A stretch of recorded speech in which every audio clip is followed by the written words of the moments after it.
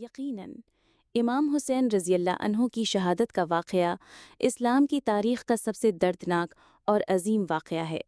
واقعہ کربلا کا خلاصہ 680 عیسوی میں یزید بن معاویہ خلافت پر قابض ہوا۔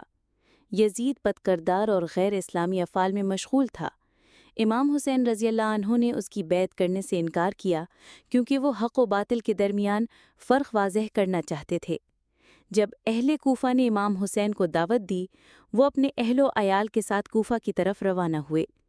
راستے میں کربلا کے مقام پر یزیدی فوج نے انہیں روک لیا۔ محرم الحرام کی 7 تاریخ کو پانی بند کیا گیا۔ امام حسین اور ان کے ساتھی کئی دنوں تک پیاسے رہے۔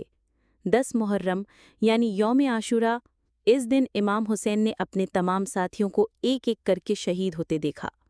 آخر میں خود بھی میدان میں اترے۔ ان پر تیروں، نیزوں اور تلواروں سے حملہ کیا گیا اور ظالموں نے سر قلم کر کے نیزے پر بلند کر دیا۔ ان کے اہل بیت کو قید کر کے کوفہ اور شام لے جایا گیا۔ سبق: امام حسین نے اپنے خون سے حق و صداقت، عدل و انصاف اور اسلام کی حفاظت کی۔ ان کی قربانی قیامت تک انسانیت کو ظلم کے خلاف ڈٹ جانے کا پیغام دیتی ہے۔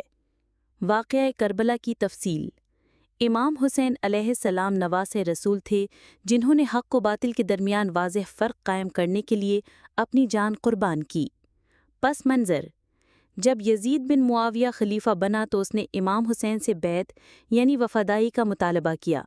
امام حسین نے انکار کر دیا کیونکہ یزید ظالم، فاسق اور شریعت محمدی کے خلاف تھا۔ حسین نے فرمایا، یزید جیسے شخص کی بیعت کرنا اسلام کی توہین ہے۔ کربلا کا سفر: کوفہ کے لوگوں نے امام حسین کو خطوط لکھ کر مدد اور حمایت کی یقین دہانی کرائی۔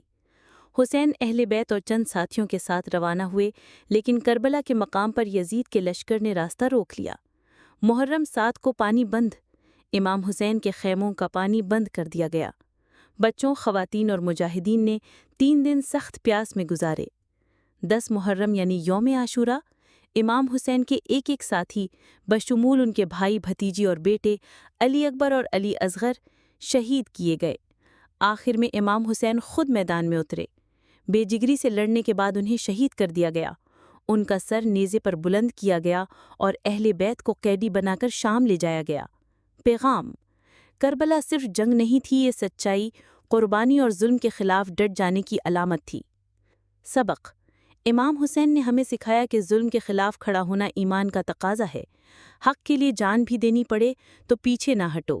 دین کی حفاظت صرف باتوں سے نہیں، عمل اور قربانی